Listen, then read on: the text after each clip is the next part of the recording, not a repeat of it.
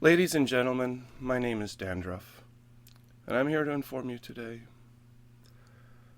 PC games critic Totalbiscuit has passed away on Thursday, May 24th, 2018.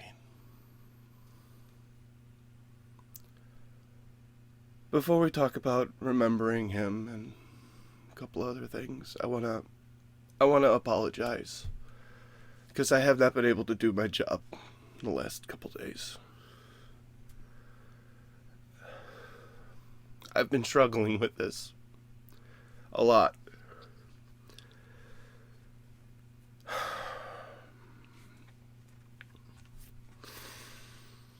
This is not a video I've been wanting to make, but it's a video I've had in the back of my mind for quite some time.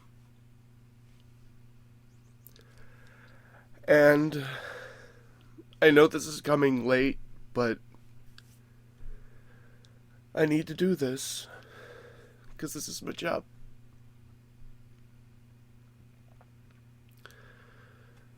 I also think that this is a good way for me to grieve, because I am grieving. I think a lot of us are still. And don't let anybody on the internet tell you that you can't mourn the death of somebody who you didn't personally know. I didn't know Totalbiscuit. I had a couple of interactions with him on Twitter, maybe one or two. I posted something on Reddit a long time ago when he first got cancer, that telling him he would beat it, and, showing my support. And we all knew he could make it. We all knew. In the last post he made to Reddit, he said, "Let nobody ever say I wasn't stubborn." And we all thought that stubbornness was going to get you through. It was going to make you beat it. You were going to be one of the few people who were able to beat it. But that's the nature of the disease. I want to say more than that, though, because you weren't just stubborn. You were kind.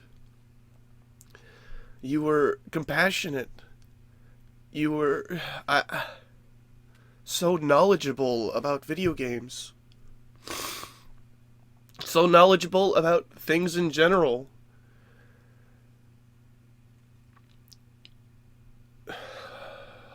A lot of the reason why I sit before this camera and this stupid microphone is because of Totalbiscuit. During the time of Gamergate,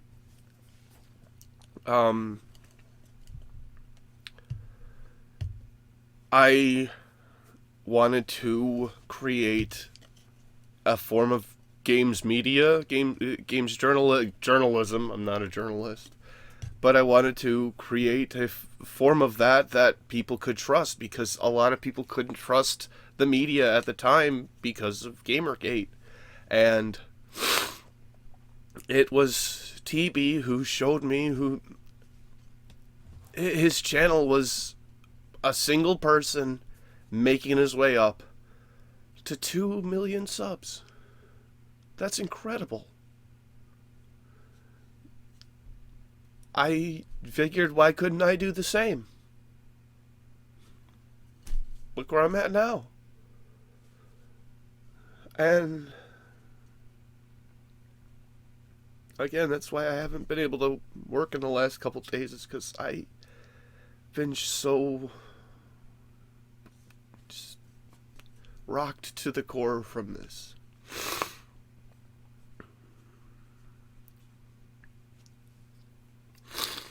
I started watching Totalbiscuit after first learning about him during, I think it was the day one Gary's incident, when he had been copyright claimed by the developer who didn't like the review that he had posted to YouTube.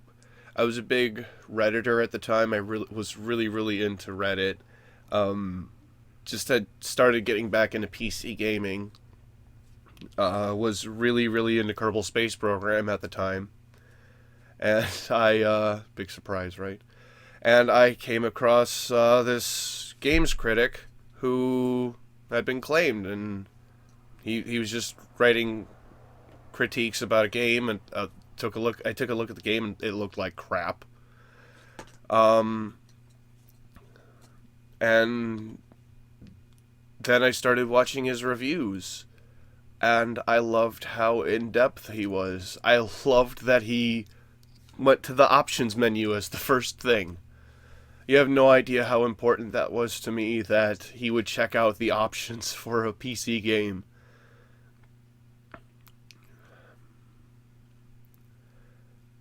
It was his style. It was his way of doing things.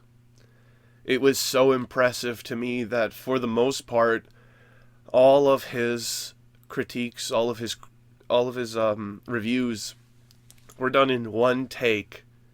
He would explain the game live as he played it and reviewed it. And I thought he had did this completely differently. I thought he had recorded the gameplay first and then recorded the audio second. But no, it was very clear after watching a couple of videos that he was doing everything all at once. And during his prime, he was reviewing 2 games a day, 5 days a week, sometimes reviewing games on the weekends. Wow.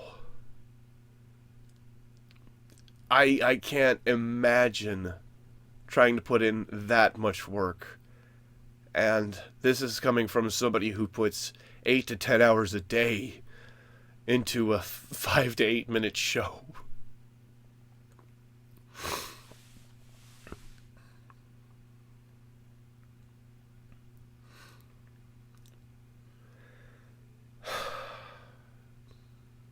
Then we all found out Totalbiscuit had cancer.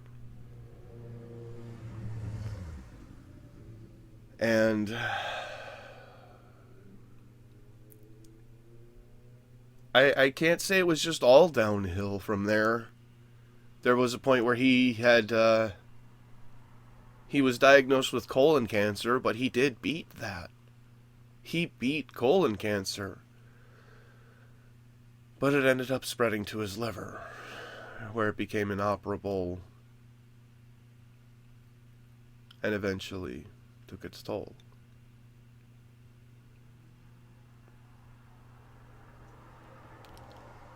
During that time, he refused to quit working. Which again, I can't imagine having that type of will and fortitude.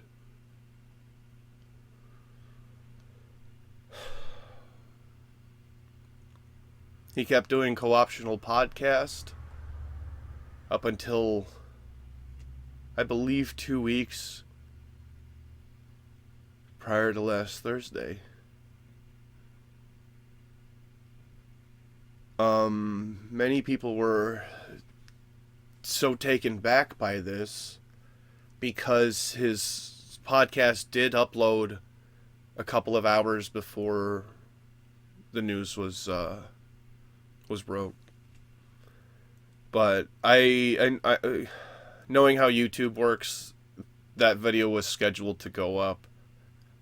So that I don't think that hit as hard as another message that he had left on Twitter, saying that physically he had felt a lot better due to a surgery to relieve pressure on his spine, where the cancer had also spread to.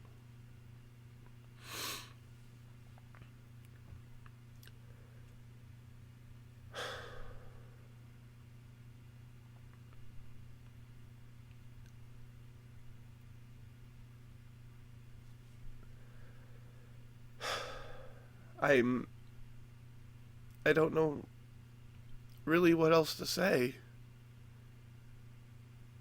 I've been struggling to come up with ideas to make this video.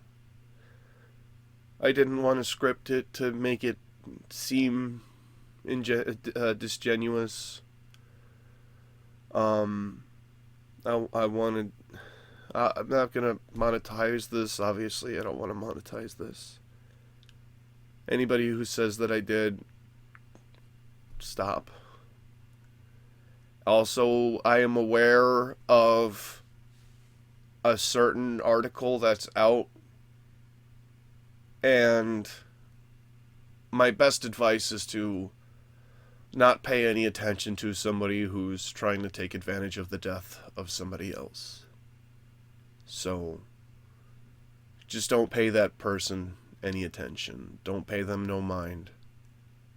And that's the best way to deal with them. They've dug their own professional grave by taking that attitude. So leave them be.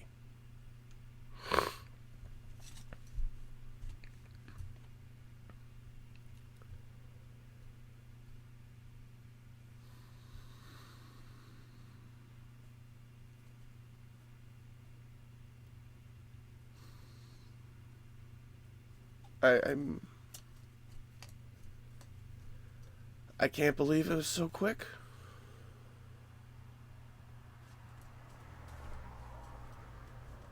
It's so damn fast. And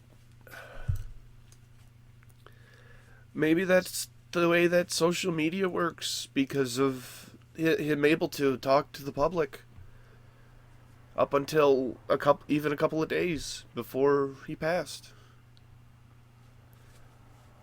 I'm so... It's so weird.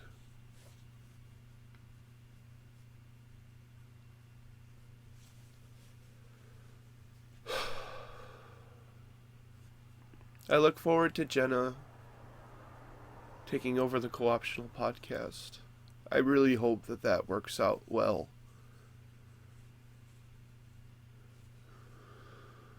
Well, another thing that I do want to talk about, though I apologize, I don't know who this was started by. There is a GoFundMe campaign started for, I believe it's $200,000 to create a memorial for Totalbiscuit. I will try to find a link for that, provided that in the description below. I do think that is something we should talk about. That is something noteworthy. I also know that Jenna has approved of that. Jenna knows the person who had started that, so it's not a scam. It's not phony. It is legitimate. They will do what they say they will do.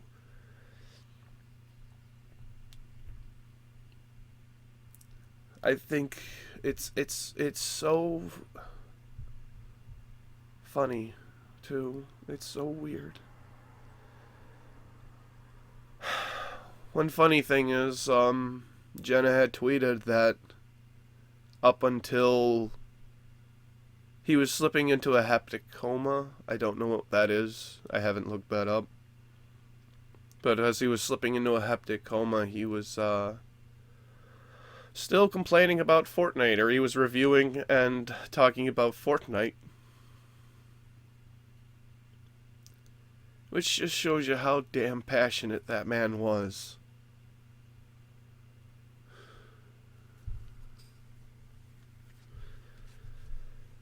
I am going to miss him.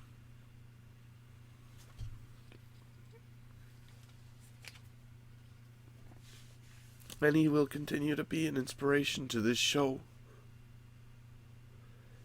Continue to be an inspiration for me to do the right thing, to try to help people, provide them with the most information so that way they can make the best decisions with their money.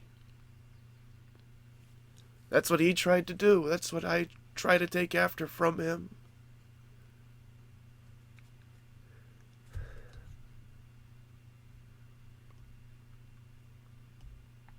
He taught me a lot, and I didn't even know him.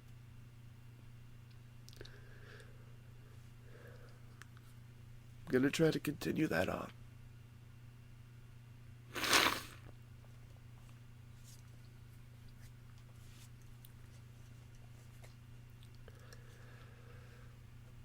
Thank you very much, everybody. My name is Dandruff, and I'll see you next time.